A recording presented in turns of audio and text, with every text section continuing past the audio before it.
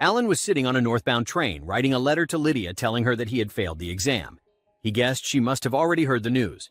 Just a day ago, the professor had informed Alan that he had failed. This was something even the professor hadn't expected. He hadn't thought either the theoretical or practical exams would trip Alan up. Alan himself didn't know what had gone wrong, but the pressing issue now was that he no longer had enough money to return home. The professor told him that sending money back home was admirable, but he should also think about himself. He knew of a job opening. An old friend of his was looking for a tutor for his daughter, just until spring, but the pay was generous. He asked Alan if he wanted to take the position. Before Alan could say what he'd decided, the professor immediately called his friend and said he'd found the perfect tutor for his daughter, leaving Alan no chance to refuse. The professor explained that Alan's student would be the daughter of Duke Howard, one of the 4 Grand Dukes.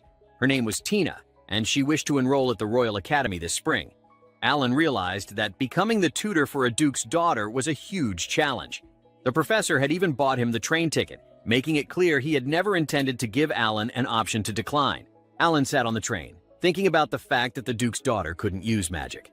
This would be a big challenge for him. He stepped off the train and was greeted by Duke Howard's head butler, named Graham. Graham also introduced Ellie, a maid in training. They would now travel together to the duke's estate, but the carriage only had 2 seats, so Graham told Ellie to sit on Alan's lap, making her blush. Alan thought the 3 of them could just squeeze into 1 seat, but Ellie said she didn't mind. In the carriage, Alan kept noticing Ellie's hair ribbon. Graham commented that with snow falling this heavily, most people would just stay indoors until spring. Alan thought Ellie must be freezing dressed like that. He draped his scarf around her shoulders. He asked Graham if he minded him warming up the carriage a bit with magic. Graham, of course, agreed, and Alan immediately cast a spell to heat the inside of the carriage. Ellie was amazed at how easily Alan cast the spell. Alan explained that it wasn't a difficult spell once you were used to it. They arrived at Duke Howard's estate. Alan lifted Ellie out of the carriage and called her Your Highness. He had figured out her true identity as the Duke's daughter because the maid outfit and the ribbon didn't fit her properly. He guessed she must have hastily borrowed them from someone else. Moreover, the pure white ribbon in her hair was embroidered with gold thread. He'd only ever seen a few similar items even in the royal capital. Tina blushed and fled to her room. Graham sincerely apologized to Alan for this incident. Graham then gave Alan a tour of the Duke's mansion. The house was built to withstand harsh winter weather. At that moment, the real maid, Ellie, appeared. She seemed quite clumsy. Graham told her to carry Alan's luggage to his room and reminded her not to run indoors. Alan smiled and was glad she hadn't hurt herself. He thought her hairband looked cute and patted her head, making Ellie blush. Butler Graham saw that Alan was exactly as the professor had said, very gifted at dealing with young ladies. Alan protested that saying it that way was misleading. He just had some experience working with younger people. Afterward, Graham took Alan to meet Duke Howard. Alan thanked him for agreeing to hire him. The Duke told Alan to just call him Walter. He said he'd consulted the professor about Tina's situation, and the professor had said Alan was the only one suitable for the job. Alan promised to do his best and help Tina pass the Royal Academy entrance exam. Hearing this, Walter said the professor must have misunderstood. He explained that while he did want Alan to tutor Tina, his real task was to make Tina give up on enrolling at the Royal Academy. He explained further. Walter said Alan must know about the 4 Grand Dukes, families granted vast lands in the 4 cardinal directions for their great service in founding the kingdom. To this day, each duke still governs their region. Their close ties with the royal family allow nobles like them to bear the honorific Highness instead of Grace. The Howard family had ruled the North on behalf of the royal family for generations and took pride in their combat prowess. But that had ended with Walter. His wife had died when Tina was little, leaving him with just his 2 daughters. His eldest, Stella, had enrolled at the Royal Academy, but he couldn't say she was talented in magic. He doubted she could ever master the family's ultimate magic. His youngest, Tina, had no ability to use magic at all. She had mana, but couldn't cast even the simplest spell. Many famous magicians had examined her, but none had an explanation. Alan had never heard of a case like that. Walter said Tina was very responsible. She believed it was her duty as heir to study swordsmanship and magic at the Royal Academy, even though there were other paths. Walter took Alan to the garden where Tina grew plants. After reading her late mother's books, Tina had begun researching how to grow them in this land. Her work was a precious asset for the duchy. Walter wanted her to stay here and continue that work. Alan said he could understand Walter's feelings, but personally thought Tina should choose her own path. He asked Walter, if she could pass the Royal Academy's magic standards and still wish to enroll, would he agree? Walter said that if she could really do that, he wouldn't object anymore. Alan thought, a girl with mana but unable to cast spells? This would be a tough problem, but one worth solving.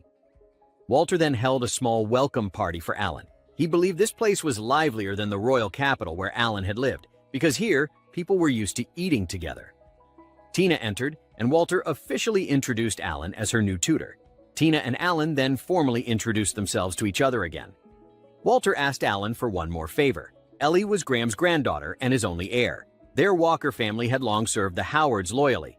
Walter wanted Alan to tutor Ellie as well, and Graham had agreed. They hoped Ellie could also enroll at the Royal Academy, but she wasn't good at magic yet and needed Alan's help. Alan didn't mind this at all and was actually looking forward to teaching Ellie. A black cat appeared. Alan explained its name was Anko, the professor's familiar, and so Tina's first lesson began. Alan teased her, saying he didn't see her wearing a maid outfit today. Before starting the lesson, she forbade him from calling her Your Highness or Milady. She also didn't want him to lie about her abilities, even if the truth hurt. Alan saw that Tina was clearly very sensitive about this. Not being able to use magic must have caused her a lot of pain. He said they wouldn't start the real lessons just yet. He wanted her to take a written test first. He guessed she knew the entrance exam had 3 parts: written test, interview, and magic practical. So they should spend most of their time on magic practice. But first, he wanted to see how prepared she was for the written part. He gave her some questions and asked her to do her best today. That night, after reading her answers, he had no doubt. Tina's intelligence rivaled Lydia's. Alan called Lydia the chain around his neck. She was the eldest daughter of Duke Leinster, who ruled the South. Famous as the Lady of the Sword, she was also a top student. She had graduated at the top of her class at both the Royal Academy and the university. Her mana was also exceptional, and she had mastered the Great Firebird spell. At least, academically, Tina was on par with her. The next morning, Alan returned the test to Tina. He said she had what it took to pass the Academy's written exam. In fact, she could even get the top score. Her answers were outstanding. From now on, Alan would cut back time spent on writing and focus on magic practice. He told Tina to cheer up. You never know what you're capable of until you try. Tina said she had tried so many times but always failed. She'd had many tutors before him and she'd always disappointed them.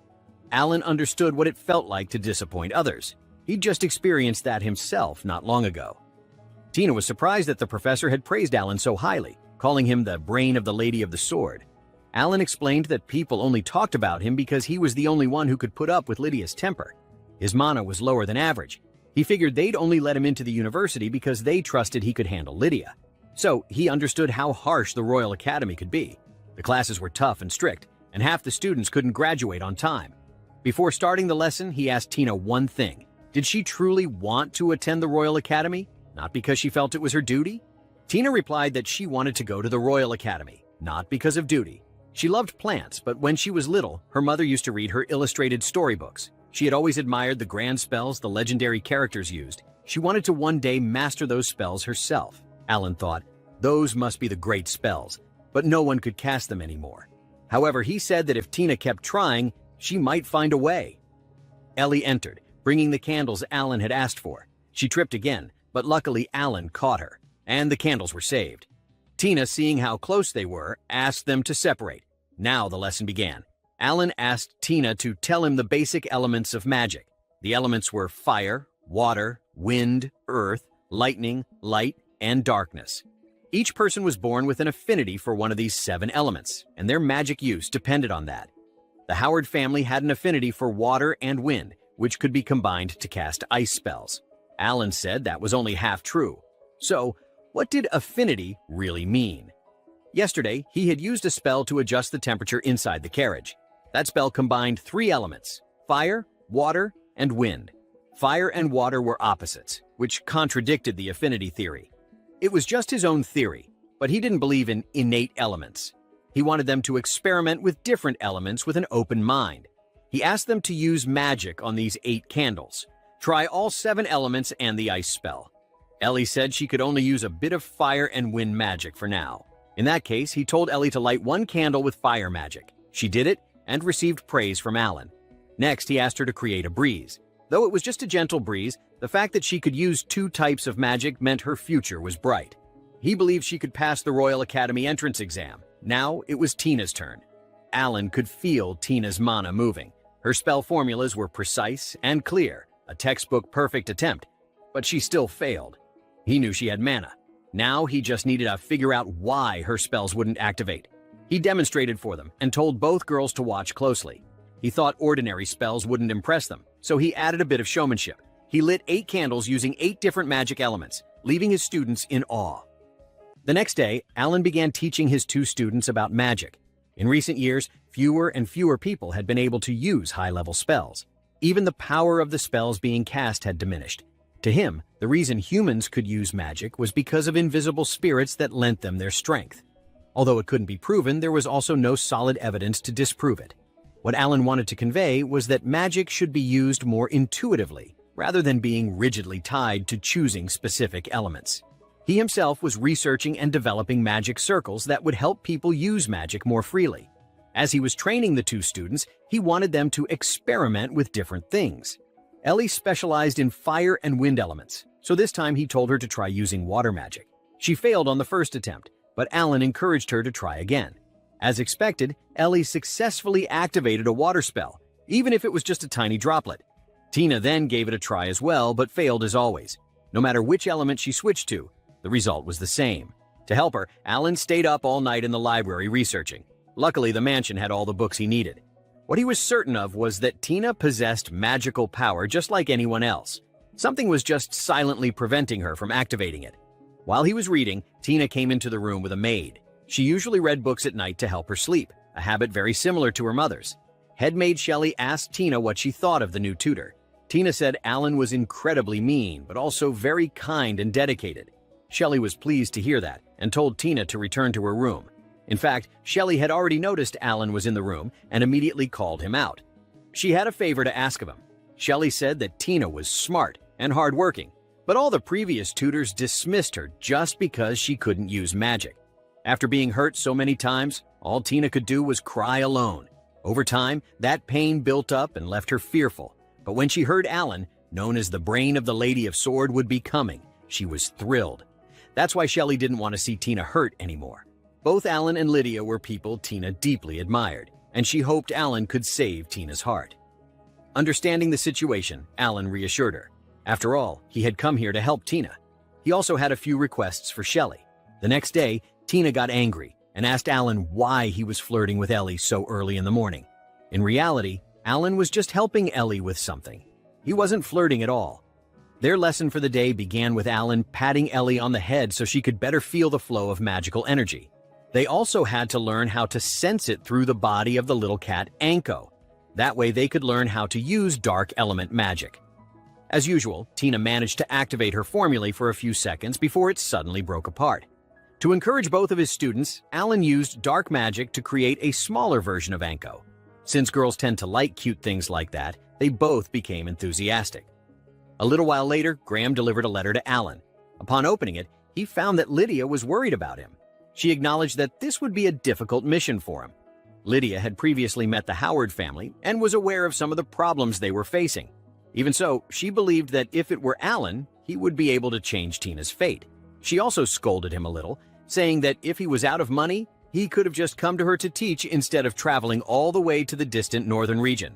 She told him to meet her again at the Royal Academy entrance exam and warned him not to run away because she was his master. Moreover, he had to send her at least 1 letter per week. If not, she'd burn him alive. After hearing that Alan was close to Lydia, his 2 students became curious, wondering if there was something romantic between them. Returning to their training, Ellie had begun making noticeable progress. Her new magic circle showed results, while Tina remained stuck. But Alan sensed something like ice crystals after Tina cast her spell. In the following nights, Alan buried himself in books without sleep. He felt that Tina was getting closer to being able to activate magic. About a week later, nothing had changed. One night, Ellie shyly came to invite Alan into her private room for a chat. Alan advised her not to invite men into her room late at night, saying such things should only be done with someone she intended to marry. Hearing that, Ellie said it was no problem. She liked her teacher anyway. The reason she invited him was to thank him for what he had done before. Apparently, after Alan asked Shelley and Graham to show more affection toward their granddaughter, they followed through. They hugged Ellie and said loving words to her, which made her incredibly happy. When she asked her grandparents why they were acting this way, they told her it was Alan's request. Alan explained that when people feel loved, their ability to use magic improves. He believed Ellie was very talented but hadn't been able to fully realize her potential. She needed emotional support to build confidence. Since she had lost both parents, her grandparents were her only anchor. Now that she could feel her family's love, Ellie felt truly happy. She recalled how when she first arrived at the estate, she instantly adored Lady Tina because Tina seemed so amusing. Although Tina had just lost her mother, she remained incredibly strong. After sharing this, Ellie rested her head on Alan's shoulder. Thanks to him, she had gained the confidence to keep going, and now she wanted to gather the courage to ask her grandfather to let her attend the Royal Academy alongside Tina. Alan praised Ellie, encouraging her to keep doing her best. The very next day, the results proved that Alan's efforts were bearing fruit. Ellie was able to create a small flower on a candle using magic. She had also begun to use other elements, though lightning and light still frightened her, so she didn't dare try them yet.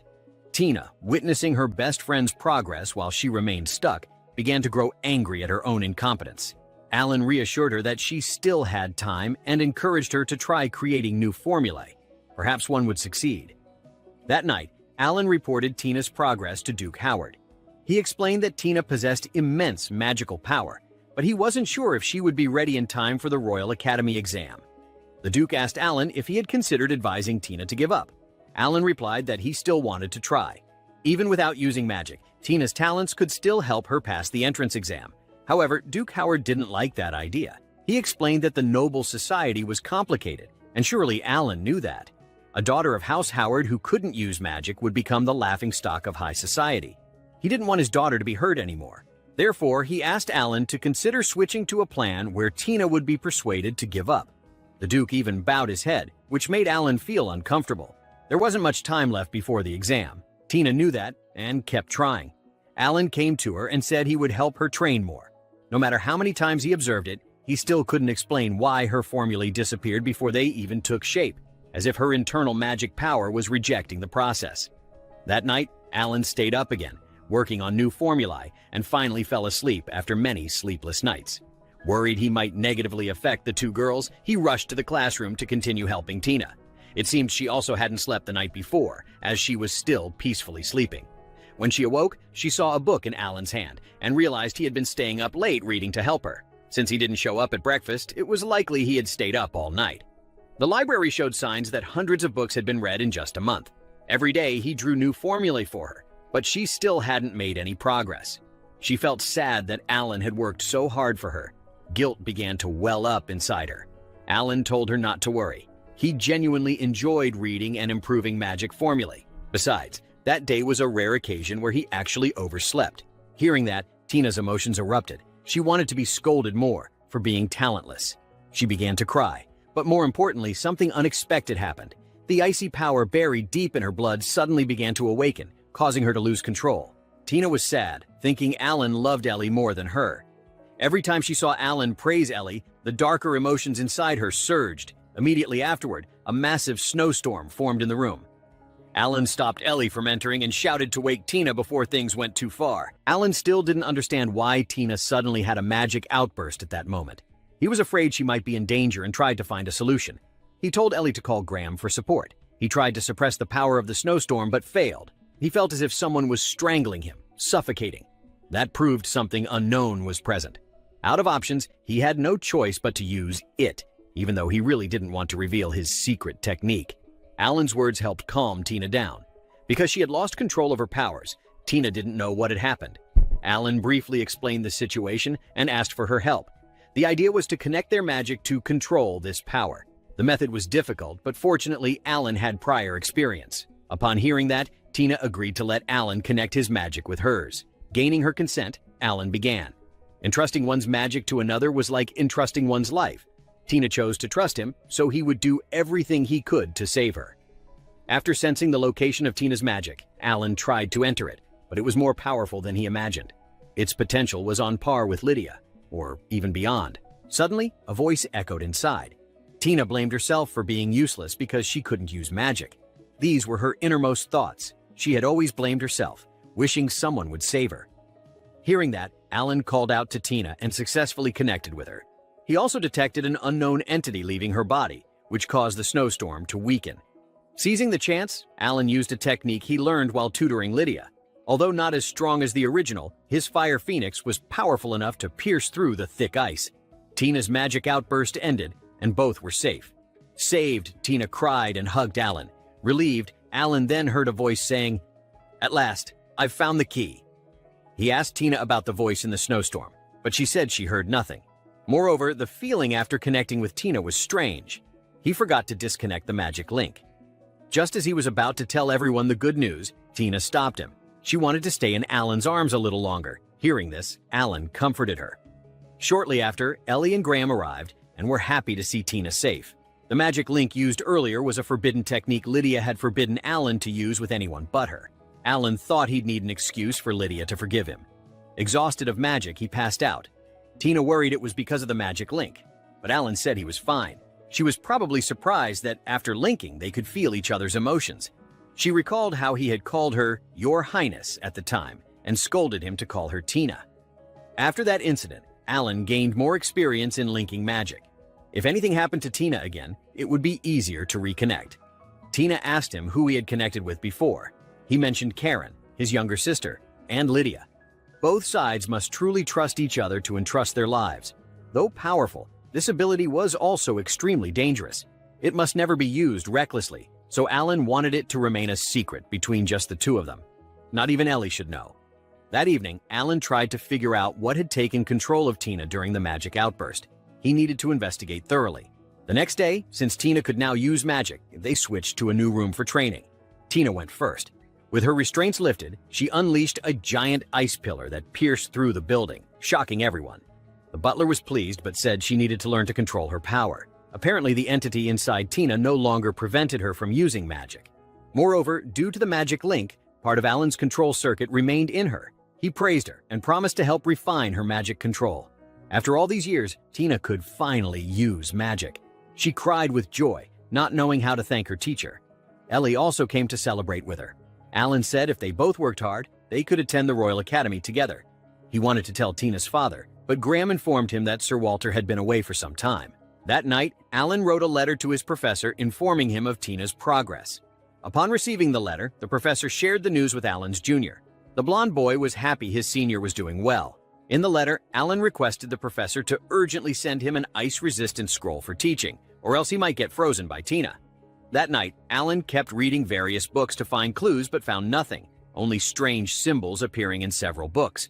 He felt as if someone wanted him to investigate this matter. The next day, Alan guided Ellie in practicing dark magic. Seeing her mistress improve, she also gave her best. With imagination, she succeeded. Tina had learned to restrain her magic but still pierced the ceiling. Alan asked her to focus more on restraint. Ellie had improved enough and would now move to real combat training. Tina was displeased, thinking Alan was too gentle with Ellie but strict with her. Alan replied that in training there was no room for whining. Furious, Tina called him mean and biased. She also wanted Alan to be gentle with her. That reminded Alan of Lydia. At that time, he hadn't received any letters from Lydia, making him quite anxious. Both girls wanted private training with Alan, putting him in a dilemma. Graham nearby called Alan a natural girl hunter. Later, Alan had Tina spar with Graham. He was impressed by Graham's movements. Tina told Alan the family butler trained daily to serve them. Ellie, under Graham's guidance, also quickly improved. Not wanting to fall behind, Tina succeeded in maintaining minimal magic output. That night, Alan talked with Graham and was praised. Not only Ellie but Lady Tina also grew beyond expectations. Alan asked about Sir Walter, as he hadn't seen him lately. It was as if Walter was avoiding him and cutting contact. Alan wondered how Walter would react when he found out his daughter could use magic. Alan also asked Graham about the symbols at the end of some documents. Graham said he didn't know. Back in his room, Alan recalled the voice inside Tina that mentioned finding the key and wondered what it meant. Right then, the two girls, unable to sleep, came to Alan's room. He scolded them for staying up late and how it would affect tomorrow's training. They made puppy eyes and, in the end, were allowed to stay. Alan continued his research. He noticed that the documents with that symbol all shared something in common. Just as he figured it out, Tina and Ellie were already asleep. Early the next morning, Sir Walter summoned Alan. Walter said he had thought carefully and wanted to cancel Tina's entry to the Royal Academy. Alan wanted to know why, as Tina was clearly improving and talented enough to rank among the top at the academy. Walter dodged the question, expressing gratitude for Alan's help, and admitted he hadn't expected Tina to be able to use magic. Still, he refused to let his daughter attend, fearing she would endanger those around her. Alan argued Tina had already gained control. Walter insisted it wasn't Alan's business and offered to pay him generously. Alan disagreed, saying this wasn't just his concern, but also Lady Rose's, Tina's mother. Surely she had wanted her daughter to grow stronger. Walter didn't believe that, saying he couldn't possibly know his wife's thoughts. Alan said he had read all the documents here. All magic-related information had the same seal, proving Lady Rose had tried to awaken Tina's power, but, unable to do so, had entrusted the task to someone else. Alan said Lady Tina had shed much blood and tears just to use magic. Would Walter now crush her dream of entering the academy? Alan begged Walter to reconsider and succeeded. However, Walter set one condition. Both girls had to pass the final test. Walter wanted to personally assess them, but as he was too busy, he would send a skilled mage to fight them. Tina and Ellie were anxious, knowing this would be real combat, but Alan assured them they would pass because they were his excellent students. Hearing this, both girls were overjoyed and whispered that they loved their teacher very much. A few days later, Alan had the two girls engage in real combat with him to improve their skills. This was absolutely necessary. Ellie, having been trained by her grandparents since she was little, was excellent in close combat. As for Tina, she stayed in the back to provide damage support since she didn't know any martial arts. The two coordinated well and successfully tied up Alan, even declaring that they would win today. Alan reminded them that it was good to be close, but they shouldn't let their guard down. Alan then began his counterattack using Tina's ice magic that was flying toward him. He evaporated it, creating a misty fog that covered the field. While the girls were still unsure of what to do, water fell on their heads. Though they lost the match, Alan praised Tina's trap and acknowledged that Ellie's combat skills were becoming sharper. However, it still wasn't enough. For the final exam, they would have to face a powerful mage chosen by Lord Walter, likely one who could even use advanced magic, making the challenge considerably harder. That's why the three of them would need to give it their all. That evening, the girls went to bathe. They worried whether they could become strong enough in time for the exam, especially Tina, who had only recently awakened her ice magic. Ellie was better off, having received direct martial arts training from her grandparents. But undoubtedly, the most amazing one was Alan. Determined not to disappoint him, the girls encouraged each other and promised to do their best to get into the Royal Academy together. Right after saying that, Ellie suddenly fainted, having been worn out from the recent training. Alan stepped in to help dry their hair, making them very happy. He used to do the same for his little sister. He took the opportunity to tell them that his sister, who was also very kind, was currently studying at the Royal Academy. If they passed the entrance exam, they would become her juniors. Tina seemed like she wanted to say something but hesitated. A few days later, they resumed practical training. The rules were simple: land a single hit to win. At the start, Ellie used her abilities to cause confusion. While she snuck behind Alan, Tina began casting ice spells toward him. Attacked from both sides, Alan was at a disadvantage, but he noticed that Tina's spells were too erratic and ineffective. However, it turned out they had planned it all along. Tina purposely missed to create dust and smoke, limiting Alan's vision, just like he had done the day before. Alan was lured into a dark circle, where Tina landed a finishing blow, securing victory. Alan was pleased. With this result, their chances of passing the final exam were much higher. When they wanted to go another round, Alan told them to conserve their strength for the important battle tomorrow.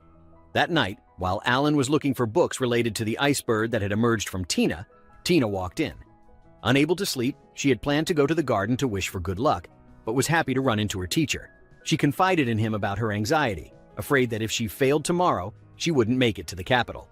Alan reassured her with confidence. Besides that, Tina shared something more personal. Her mother used to read her picture books, which sparked her admiration for the legendary grand magic used by heroes. First was the Tempest Kingfisher, a bird that could heal all wounds. Then the Blazing Chillin, a lion surrounded by eternal fire. And finally, the Frigid Crane, a bird that could freeze all things. Alan was a bit surprised, telling her that the Frigid Crane no longer existed. Tina still believed that grand magic was real, and entering the academy was the best way to prove it to her late mother. Alan was the first person she'd ever shared this with. Alan then brought out a book marked with a strange symbol. All of them were about ice magic. Though he didn't know her mother personally, based on the notes in the book, He believed she had deeply worried about her daughter before passing. The spell Alan had been teaching Tina was actually based on this book. Hearing this, Tina was moved to tears, knowing her mother still cared for her. To live up to her mother and Alan's expectations, she resolved to win the next day. The next morning, both girls were visibly nervous before the decisive moment. Inside the arena, Ellie's grandmother was already waiting. She reminded Alan that, as a spectator, he must not interfere in the fight. There was also a treasured item left behind by Tina's mother. In the past, Lady Rosa had entrusted the staff to her, the grandmother, to be given to Tina once she could use magic. Seeing Tina like this brought tears to the old lady's eyes. Her mission was finally fulfilled. Ellie was also advised to have confidence in herself. The two girls swore to give it everything they had learned and win. Since it was a special day, all the household servants had come to cheer the girls on. Their opponent was none other than Duke Walter himself. He wore a special mask to disguise his identity and personally evaluate his daughter. The condition was simple. They had to defeat him to be admitted into the Royal Academy. Butler Graham erected a protective barrier around the arena to shield the spectators. As soon as the match began, the opponent closed the distance but was pushed back by Ellie. In terms of close combat, Ellie was strong enough to hold off her master for a few seconds. After being thrown back, she calmly cast a spell to create a swamp under Walter's feet, which was followed by Tina's ice magic to immobilize him. Tina then launched hundreds of shots, all of which Walter blocked. She then switched tactics, unleashing a snowstorm to freeze him again. Unfortunately, that didn't work either. Luckily, Ellie pushed Tina aside in time to avoid the attack. The two split up again to confuse their opponent. However, the moment he saw dark magic, Lord Walter retreated. Tina, from behind, fired more ice spells to support, successfully allowing the darkness to engulf Walter, creating a chaotic barrier that blinded his vision. At that moment, both girls cast spells to try and finish the battle. But that still wasn't enough to defeat the head of the noble family. It was then that he got serious and activated advanced magic. The entire hall instantly turned to ice. Seeing the harsh environment, Alan grew concerned. Ellie, having lost her composure, could no longer cast spells. Tina encouraged Ellie, telling her to remember what their teacher had taught them. Alan, from the stands, also cheered them on, boosting their confidence. Two massive ice blocks were hurled down. Ellie used fire magic to weaken the enemy, while Tina created two identical ice blocks to block the attack. This surprised Alan. He hadn't taught Tina that spell. Thankfully, Tina had practiced it herself out of curiosity. The fact that she had mastered it shocked Walter. Still, he wasn't finished and decided to pressure the girls with all his strength. Lord Walter activated a type of magic that only he could use. Alan, fearing the barrier wouldn't be strong enough, ordered everyone to evacuate the area for safety. He told Graham to leave. He would act as the referee from now on. Tina still didn't realize that her opponent was her father. Though they were being overwhelmed, Ellie remained confident. She used warm wind magic to push back the cold. Proud to be Alan's student, she believed that neither she nor Tina would lose. Walter then summoned a white wolf, the noble emblem of their family. It was this creature that had elevated House Howard to greatness. Alan handed Graham an anti-ice spell scroll, which would create a military-grade barrier often used by professors. Just to be safe, Alan also wanted to create another barrier outside. The battle reached its climax. Ellie took the brunt of the wolf's first attack, being thrown back with no way to defend herself. Seeing that, Tina created an enormous ice sphere and fired it. She thought she had managed to stop the wolf, but Walter intervened to keep the battle going.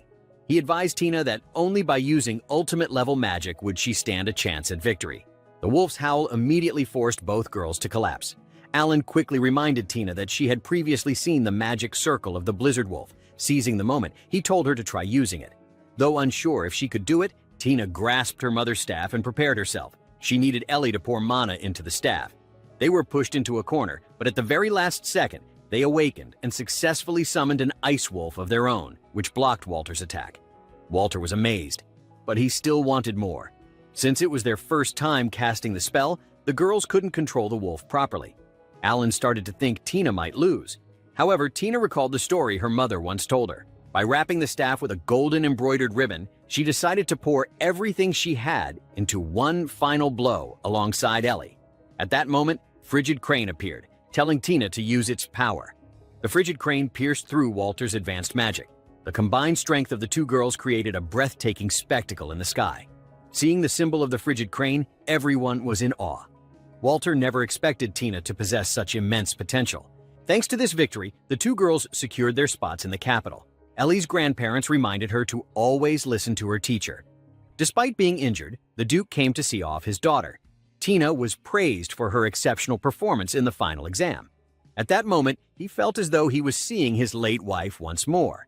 He also apologized for forbidding Tina from doing so many things. It was simply because he feared losing his precious daughter. They said their goodbyes. Walter didn't forget to warn Alan not to go beyond the bounds of a teacher, and the butler Graham said the same. Alan brought Tina and Ellie to the Royal Academy for their entrance exam, and he also stopped by to visit Lydia. A firebird attacked him. It belonged to Lydia. She was sulking because Alan had made her wait. Alan wasn't late. He arrived on time. But Lydia had come very early because she was eager to see him.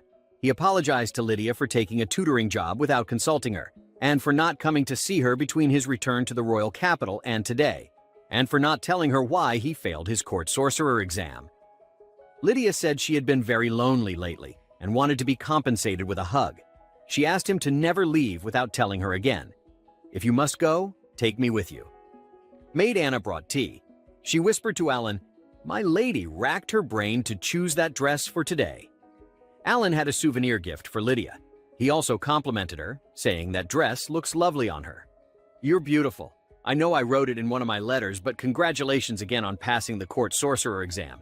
And I hear you'll be graduating from the university at the top of your class." She asked him, "Do you plan to continue tutoring?" Alan replied, "No, I wouldn't dream of it. I'm not up to the task." She continued asking what he thought about Tina. How did she become able to work magic so suddenly? Alan dodged the question because Lydia would definitely be angry if she knew he used his monolink with Tina. He guessed, they must have started on the written exam by now. Tina will place first this year, and Ellie will certainly place high. But Lydia was confident that her sister, whom she had personally trained, would take first place. Alan acknowledged that Lynn was an excellent student, but said, "She's met her match. Tina activated an advanced spell almost as soon as she learned to do magic. I only know one other genius of her caliber. We'll learn the results in a week." A week later, Walter also came to the Royal Academy and was surprised to learn that Tina placed first on the exam and was within reach of the all-time high score. Ellie passed with honors as well. They're both excellent students. Tina, you've done our house proud. Alan, you have my sincere gratitude. On that subject, would you be willing to stay on as a private tutor? Alan truly appreciated the offer, but he had to decline. Walter told Alan not to worry about the royal family. He held him blameless for the incident at his court sorcerer exam. Upon hearing that, Tina was surprised that Alan had taken the sorcerer exam. Walter said he heard Alan placed first on the written and the interview, but last on the practical. That explained why he failed. Tina and Ellie couldn't believe it. If he ended up in last place, no one alive could pass. Are the examiners such a gaggle of fools that they can't see that? Walter explained. The examiner who faced Alan in the practical was second Prince Gerard. He taunted Alan before the exam, including insults aimed at his family and Lydia. During the exam, Alan dismantled all of the prince's spells, then trounced him in a sword fight as well. The prince protested that Alan had shown disrespect. Unable to disregard the prince, the examiners ultimately elected not to grade Alan's performance. Even so, Alan said he had no regrets. "I'm an orphan. I don't know who my birth parents were. The parents and sister I have now are of the Wolf clan, not blood relations of mine. Even so, they raised me with care and gave me their love. And Lydia spares a thought or two for me as well. I'm not so mature that I could hear them insulted and pass it off with a smile. But I don't wish to trouble the people I owe so much over this matter." Hearing that, Walter didn't pressure Alan to continue tutoring his daughter. He promised that the Howards would always be his friends and ready to help if he ever needed anything. Tina didn't like it. She won't say goodbye to Mr. Allen. She refuses. She ran outside. Seeing her mood, the professor understood what was going on. Alan chased after her to comfort her. "You'll both be fine without me now." But Tina said, "That won't do. It just won't. Because now I know." Tina pulled Alan closer and kissed him. The professor stepped out and said, "I saw the whole thing. If Lydia were here, you'd be a dead man. Walter won't take this lying down either. Alan, you have your work cut out for you." Alan asked, "Why do you look so pleased about this?" The professor replied, "Because it will spare one of my dear students a trip home. I'm saying this for your own good. Do as Tina says and stay on as her tutor. Agree and my lips will remain sealed. As your academic advisor, I simply can't bear to see your talent wasted. Here's the contract for your rehiring. Your signature, if you please." With no other choice, Alan agreed to extend his contract and continue tutoring Tina. That evening, Ellie was happy with her cute new uniform, while Tina thought about the kiss with Alan.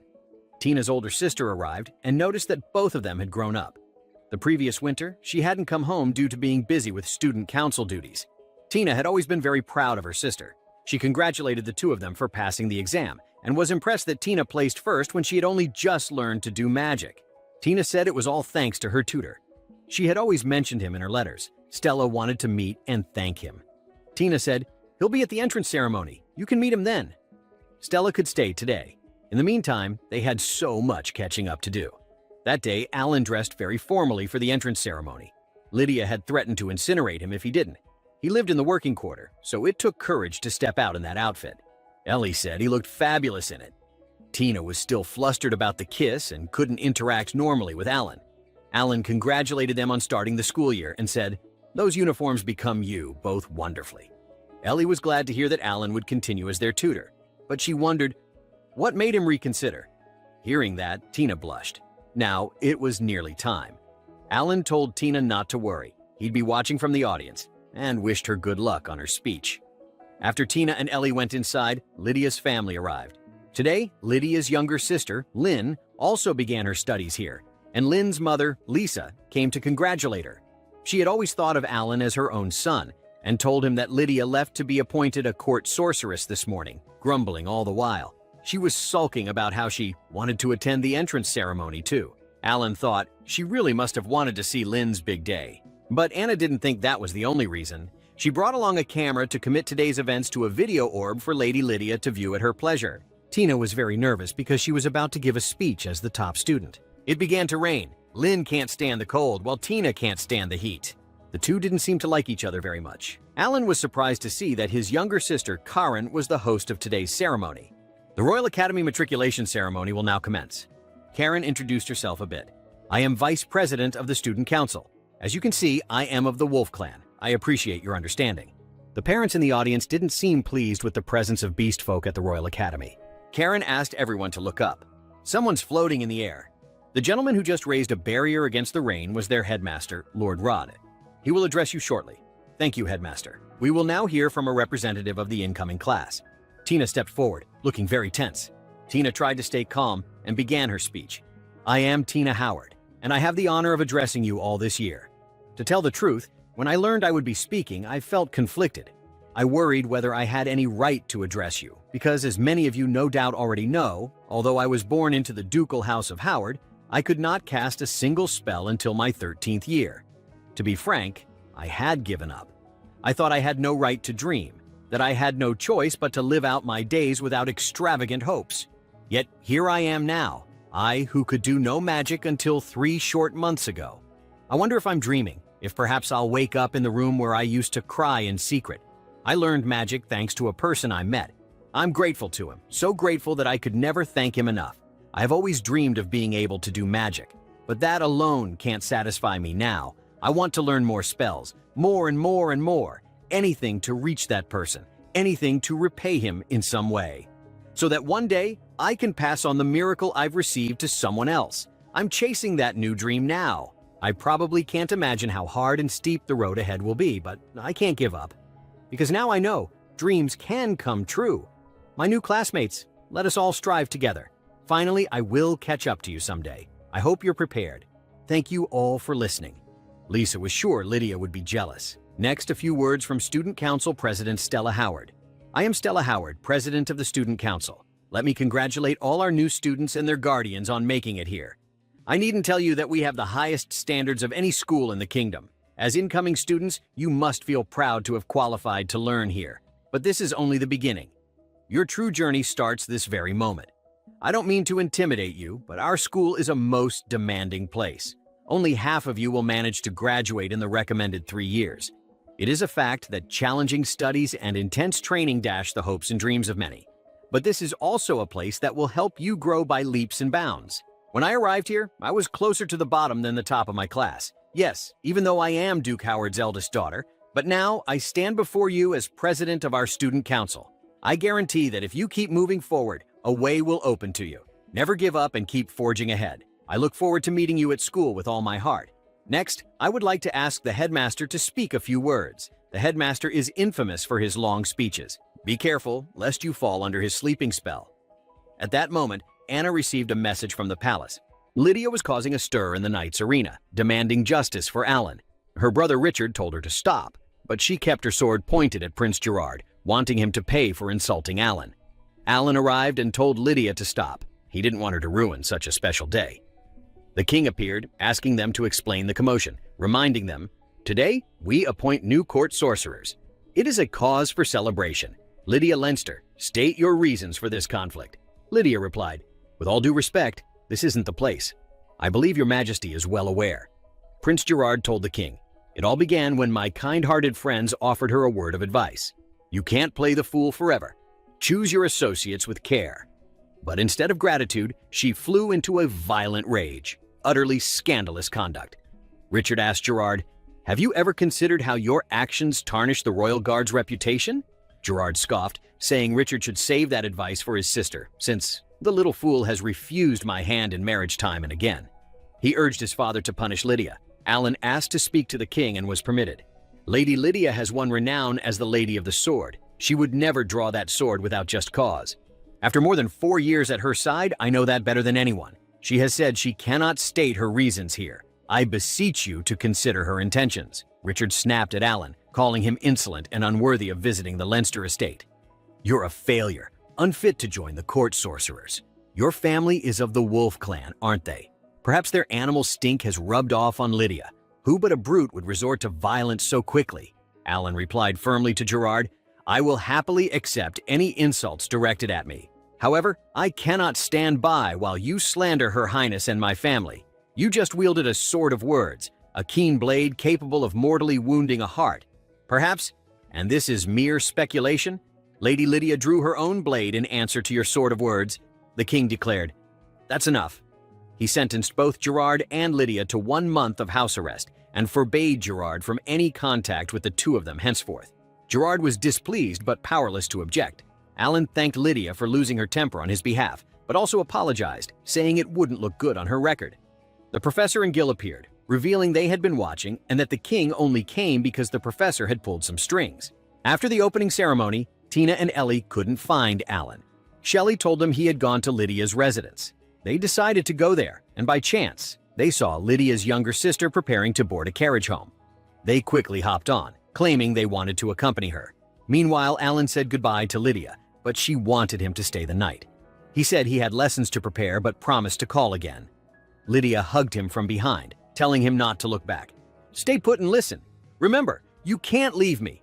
What does it matter that I'm a duke's daughter and you're a commoner? If anyone tries to tear us apart, I'll renounce my house and go abroad with you. As punishment, come see me every day." Alan promised to come as often as he could. Tina and Ellie arrived, asking what Alan was doing there. He replied, "We were talking, that's all." Lydia recalled meeting Tina at a palace ball long ago and congratulated her for ranking first. Tina thanked her, saying it was thanks to Alan's teaching. Lynn then declared, "I'll beat you on the next exam." The two argued, each confident of winning next time. Lydia asked Lynn, "How would you like Alan to teach you too?" Lynn was thrilled. Lydia then asked Alan to teach all 3 girls at her house and said she would inform her mother. The next day, Alan went to the academy to see the headmaster, but ran into Karen instead. She already knew about Alan continuing to tutor at the Duke's house and about Lydia's incident. Worried, she urged him to be careful. Alan praised Karen's excellent hosting yesterday, making her happy. Stella entered then. She had always admired Alan and Lydia, and it seemed she fell for Alan at first sight. Back to business, Karen explained that the headmaster had sent her with a letter. He had been called away on urgent business and regretted not meeting Alan in person. The letter read, "Alan, I'd like to ask a favor of you. I've strengthened campus security, but I'm a busy man. It concerns Prince Gerard." Alan thought, Prince Gerard only just gave up on Lydia, and now he's set his sights on Lynn? He's supposed to be confined to his quarters. What is he planning now? The headmaster also wanted to hire Alan as a temporary teacher. With no choice, Alan agreed, asking Stella for a class list and a tour of the academy. He noticed her hair ribbon was a different color from Tina's. Both were gifts from their late mother. Both sisters were determined to bring honor to their family. Stella already knew a lot about Alan from Tina's letters. Later, Alan entered the classroom, surprising everyone. He introduced himself as their teacher from today. Some students were skeptical because he was young, especially in a class of top students, wondering if he was qualified. Tina bristled at this, but Alan told her to stay calm. He prioritized practical work over theory, as it was the easiest way to prove skill. First, let's review the grades of spells: elementary, intermediate, and advanced, based on their power and effects. The supreme spells of the 4 great ducal houses, including my own house of Leinster, are an exception, but few ever master them. Only Tina and Lynn in the class could use advanced spells. Alan asked Lynn to demonstrate. She worried it might affect her classmates, but Alan promised to shield them. Lynn showcased her family's ability to combine weapons with magic, earning Alan's praise and smirking at Tina, which irritated her. When Tina's turn came, Lynn's taunts provoked her into casting Blizzard Wolf. Even with Alan's barrier, the cold made the class shiver. Alan quickly stopped her. The girls kept arguing until Alan mediated. Next came combining spells. Alan first mixed fire and water, impressing some but prompting the arrogant ones to challenge him with combining light and dark. They thought he couldn't, but Alan easily created a starry night sky in the classroom, a spell he often used to entertain Lydia. He told them, "If you study hard, you can all do this."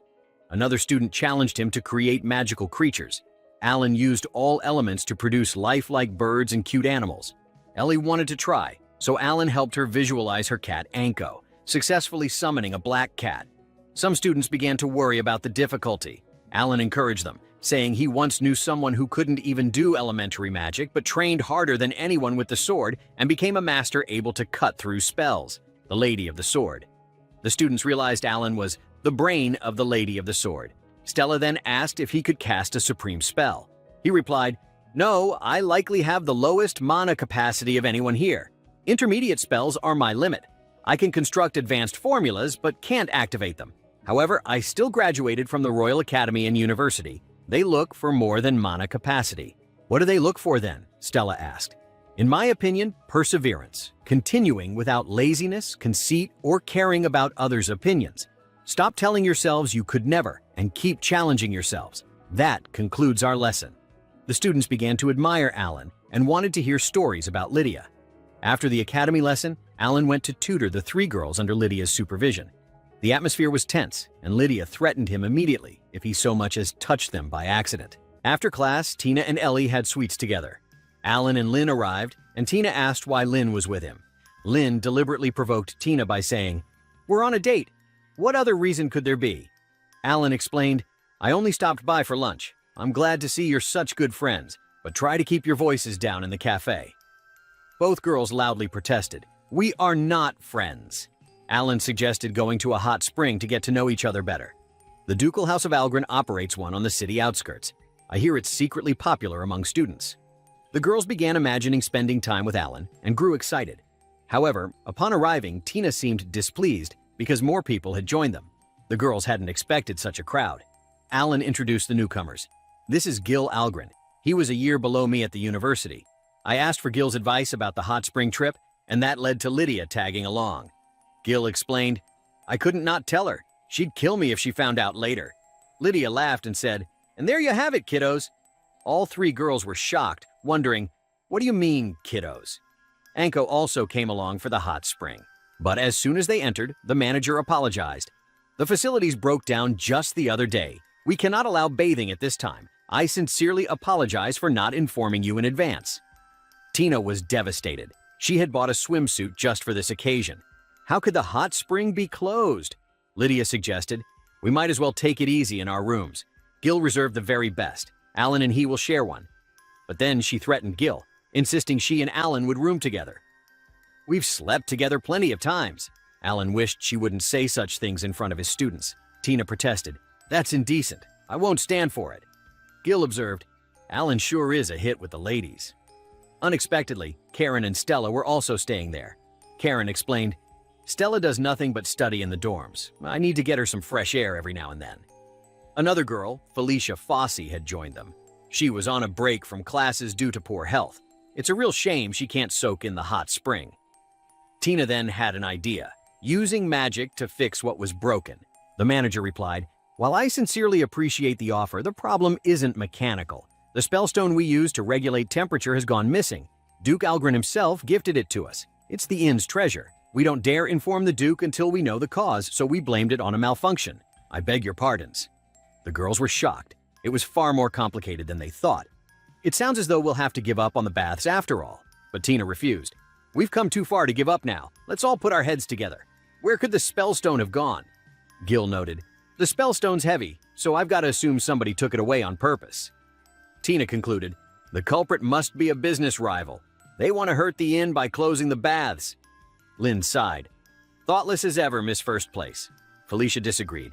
The Algrens run this inn to revitalize the local economy. I doubt it has business rivals or enemies. I don't think anyone did this to harm the inn. Suddenly, embarrassed at her own boldness, she fainted. Karen explained. Felicia comes from a merchant family. She's full of facts like that. In that case, who stole the spellstone and for what purpose? Alan said. The thief might not have been human.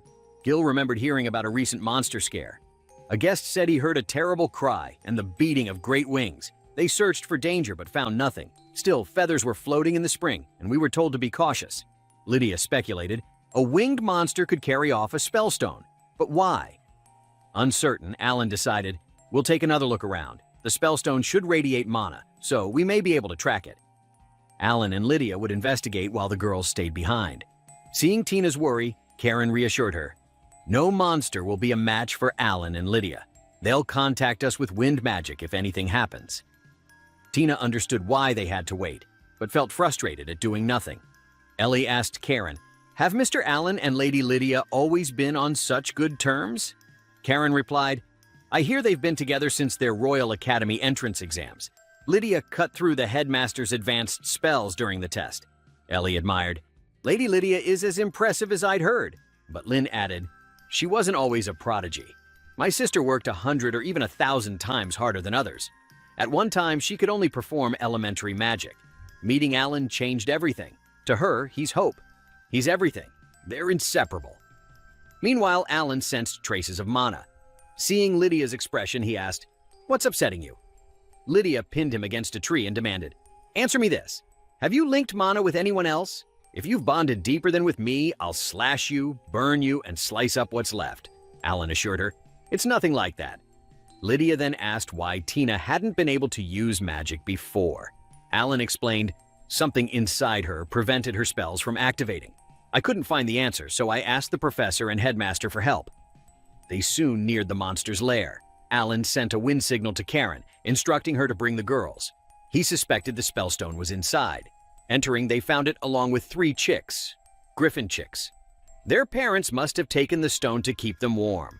Wild griffins can be vicious and strong enough to wipe out a town. Stella urged, we'd better retrieve the stone before the parents return. Ellie hesitated.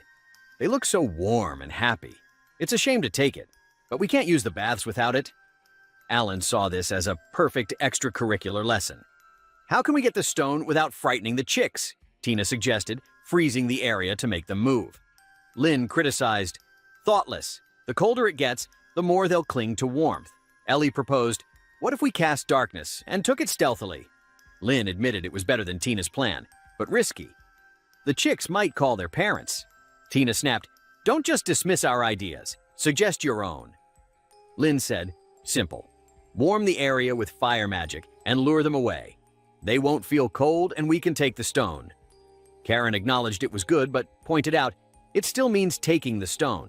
It gets cold here, and we can't maintain fire spells forever. The girls wondered, is there a spell that gives everyone a happy ending?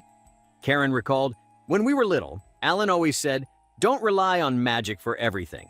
Use your wits and heart. Sometimes they're stronger than spells. Inspired, Tina suggested making a new spellstone for the chicks. Alan agreed, if it only needs to provide warmth temporarily, you can. He handed them a stone, and together they infused it with mana, creating a warm substitute. The chicks accepted it happily. Just then, their mother returned and attacked. Lydia slashed apart its wind strike, while Alan and Enko used light magic to calm it. Alan reassured, it's all right. We mean no harm. Lynn worried, our spellstone may lose warmth soon. But Alan said not to worry. Gil will bring a new one from the professor's stock. I suspected griffins, so I made arrangements ahead of time. Now they could enjoy the baths without worries. But once in the bath, Lynn and Tina were shocked by the others' well-developed figures. Lydia declared, Alan's job is washing my back. Go play somewhere else, kiddo. Tina shouted angrily, I may not match you now, but one day I'll hold my own against you. Gil then offered, Alan, let me wash your back. He was immediately threatened by both Lydia and Tina. The girls relaxed in the hot spring, though Felicia felt faint from the heat. Lydia clung to Alan, wary of Gil. Stella smiled. Everyone's delighted. Thanks to the girls, we can enjoy the baths. Lynn told Tina, if not for you, I would have given up and gone home. You do make yourself useful sometimes. By the way, where's Karen? The next morning, the manager thanked them all. The girls thanked Alan for a lovely time. Lydia clung to his arm possessively, dragging him away, though, of course, the other girls wouldn't give up so easily. In the morning, the three of them happened to meet at the school gate. It seemed they had become closer after yesterday's hot spring trip. Suddenly, the prince came to find Lynn and declared that he had come to make her his. At that time, Alan was in the principal's office to make notebooks for all three of them every week. A call came from Richard, informing Alan about Lynn being in trouble at school. The prince wanted to marry Lynn, but she flatly refused. He claimed Lynn rejected him because the Howards' cursed child had been a bad influence on her. Not only that, but he insulted Lynn as a filthy beast and her friends as wretched commoners. The three of them could not tolerate such humiliation, so they challenged him.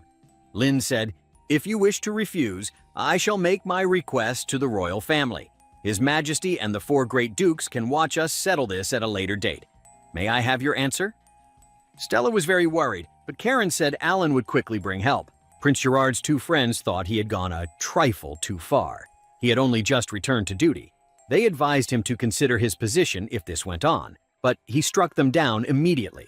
One of Gerard's eyes turned red, and he lunged at Lynn. Tina instantly froze him with ice. Stella and Karen rushed to rescue the injured. Gerard shattered Tina's ice and drew a strange red sword. He wanted to teach these empty-headed little girls to know their place. Alan arrived and said, all right, that's quite enough. That's quite a deadly weapon you've drawn. Alan's appearance only made Gerard angrier, and he charged at him. Alan immediately shot 6 divine spells, but the sword protected Gerard. In that case, Alan tried to bind him with earth magic and told the girls to escape. Gerard slashed through Alan's earthen wall to break free. The girls refused to leave and stayed to support Alan. Together, they blasted Gerard with spells to push him back. Taking the chance, Alan summoned lightning. The 3 girls cast supreme magic simultaneously, shocking Stella. Yet Gerard still stood, increasingly possessed by the sword's power. His strength and speed grew. Just as he was about to finish Alan, Lydia appeared and kicked him away. She scolded Alan for not fighting seriously. Alan explained he needed Gerard alive to testify. He was certain that dagger in Gerard's hand had unbalanced his mind, radiating unbelievable mana. Lydia tried burning him with fire, but it was ineffective. So she and Alan decided to fight together as usual, Lydia focusing on slicing while Alan supported her. Though they managed to wound Gerard, it was not enough to bring him down. Alan realized capturing him alive would be very difficult, and suspected Gerard was immortal as long as his mana lasted. He wondered, what is that dagger? The headmaster suddenly appeared above and explained, that dagger is imbued with the remnants of a lost great spell, Radiant Shield. If its wielder lacks sufficient skill, its mana will consume him and transform him into a shambling monster, as you see. The royal family guarded it as a treasure of their house, but I've been tracking it since it was stolen last night. Lydia asked how to defeat him. The headmaster said, he's immortal while his mana lasts. It may be a remnant, but it is still a great spell. You may safely consider his mana supply inexhaustible, and he can consume mana to restore himself. In other words, under the present circumstances, there is no way. Gerard changed again, growing larger and stronger. Lydia rushed to attack, but it seemed he was only getting stronger. If Lydia got serious, Gerard would die. Yet holding back only empowered him further. She told the headmaster, we'll figure something out, so keep him busy. The headmaster used a barrier to temporarily bind Gerard. Lydia called Tina over, recalling that she and Alan had once linked mana together. When linked with him, her magic grew stronger. Lydia instructed Tina to link mana with Alan and cast her strongest ice spell. Tina agreed and immediately linked her mana with Alan's. She felt him close, warm. Then Lydia also linked her mana with Alan, but in a different way. Tina complained, "It's unfair. I demand a do-over." Lydia replied, "If it bothers you that much, try surpassing me. Not that I'll let you." Alan told them both to stop arguing and focus on the problem at hand. The headmaster released the barrier. Tina unleashed her strongest ice spell and summoned a wolf that charged and successfully froze Gerard. Now it was Lydia's turn. Her target, the dagger. Tina cast again, summoning an ice bird to support Lydia, who then activated the Leinster family's secret art, the Scarlet Sword. She slashed through Gerard's barrier and severed his arm. Stella struggled to breathe, remembering Gerard's cruel words. She'll never master supreme magic. Alan collapsed from exhaustion, worrying everyone. Later, he awoke to find Lydia beside him. She asked, "So, this is the price I pay for linking with two people. Did you know you'd end up like this?" Alan answered, "Yes, I knew. If I'd known it would endanger you, I'd have put that brainless prince out of his," Lydia said. Alan cut her off, saying she shouldn't think like that. "That was our best option." "I've said it before, and I'll say it again," Lydia replied. "I'm fine being your sword. Yours, Alan. I'd rather you be the nice girl who plays along with my banter and grew her hair out for me," Alan teased. Hearing that, Lydia realized Alan had read her thoughts while they were linked.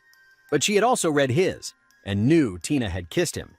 Furious, she asked why he hadn't dodged. Alan explained, "She caught me off guard." The three other girls were eavesdropping on their conversation, but Richard's sudden arrival startled them, causing them to tumble against the door. Richard came to report that Gerard was under arrest. His punishment was still undecided. Lydia's mother entered and asked after Alan's health. Alan thanked Lady Lisa for her concern. He believed he bore responsibility for attracting Gerard's enmity, and thus was unqualified to continue tutoring Lynn. Lisa then asked Lynn, "Do you want Alan to continue tutoring you?"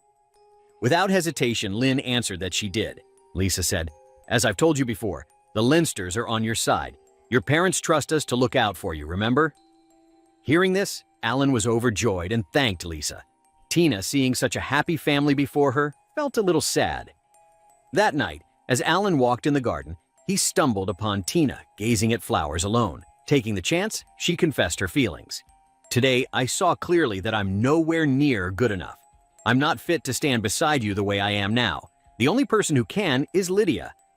We are just following where you lead us. When something goes wrong, only one person gets to stand beside you, and that's Lydia, right? I may still be a child in your eyes, sir, but I won't stay a little girl forever. I will earn a place at your side. I swear it on my late mother, Rosa Howard, and the rod and ribbon she left me. So please, watch me do it. Please keep helping me along." Alan was shocked, but promised he would look forward to the day she fulfilled that vow.